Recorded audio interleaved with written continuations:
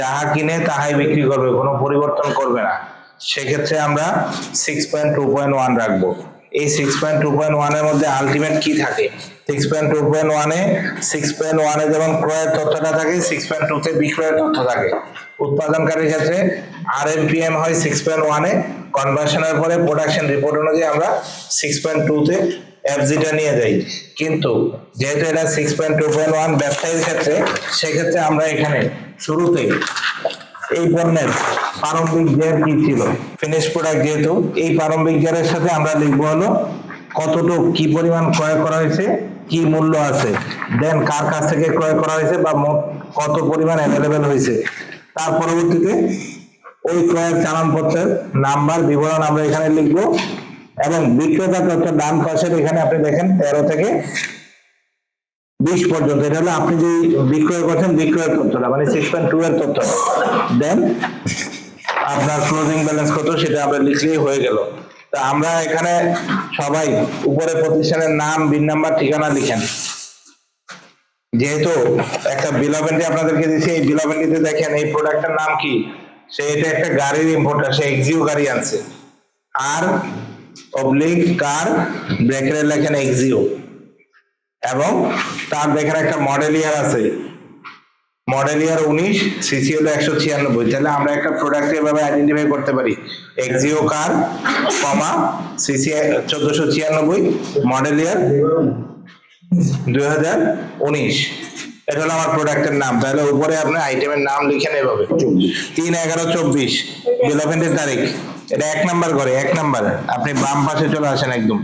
2 নাম্বারে তারিখের করে হবে বিল অফ এন্ট্রির যে তারিখটা, ওই তারিখটা হবে কত, এটা 3/11/24। 2 নাম্বার পরে 3 নাম্বারে বিবরণ, বিবরণের ঘরে আপনি কি লিখবেন, এক্সিও কার, বিবরণের ঘরে হ্যাঁ উপরে যেহেতু আছে আপনি ড্যাশ চিহ্ন দিতে পারেন, আবার আপনি এখানে লিখতে পারেন যে এটা এক্সিও কার, এই যে বিবরণের ঘরে। দেন পরিমাণ কি 0, প্রারম্ভিক নাই।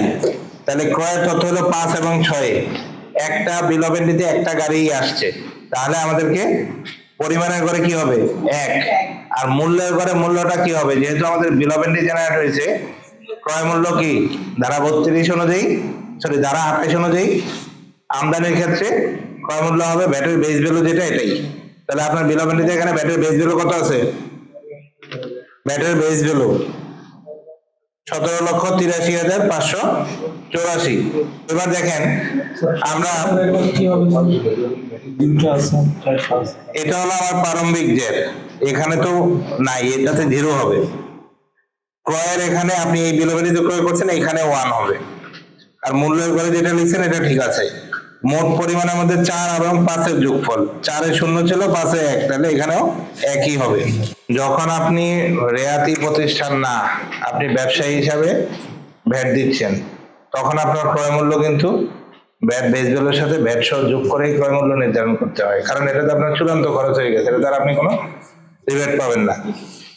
এবার আসেন 7 নাম্বার নোটে। 7 নাম্বার নোটে কি হচ্ছে, 4 এবং 5 এর যোগফল, তার মানে কি এখানে শুধু পরিমাণটা, মূল্যটা কি আসছে, মূল্য আসছে না, অ্যাভেলেবেল অতটুকু আছে। এবার এই যে আপনি ক্রয় করলেন 5 এবং 6 যে তথ্যটা দিলেন, কার কাছ থেকে ক্রয় করছেন, আপনার কাছে বিক্রেতা কে ছিল তার তথ্য দেন আপনি 8 থেকে 12 নাম্বার নোট পর্যন্ত। তাহলে এই তথ্যগুলো আমরা কোথায় পাবো, বিল অফ এন্ট্রিতে। এরপরে দেখেন যে ঠিকানা, যেহেতু জাপানে এখানে ডিটেলস ঠিকানা নাই, শুধু জাপান লেখা, আপনারা শুধু জাপানি লিখেন। তাহলে বিক্রেতা যেহেতু আমাদের বাংলাদেশের প্রতিষ্ঠান না, তার তো এনআইডিও থাকবে না, বিনও থাকবে না, তাহলে এটা কি হবে, ড্যাশ হবে, এটাতে কোনো কিছু লিখতে হবে না আমাকে। তারপরে দেখেন ক্রয় চালানপত্রের অবলিক বিল অফ এন্ট্রির বিবরণ, তার মানে আপনি যে পণ্যটা ক্রয় করলেন এটার বিল অফ এন্ট্রি অথবা চালানের বিবরণ দিতে বলছে। এখানে নাম্বার বলতে বিল অফ এন্ট্রি নাম্বার অথবা কর চালানপত্র নাম্বার, তারিখ বলতে বিল অফ এন্ট্রির তারিখ। তাহলে বিল অফ এন্ট্রি নাম্বার কত, C17771। তারপরে হলো তারিখ, বিল অফ এন্ট্রির তারিখ যেটা এটা।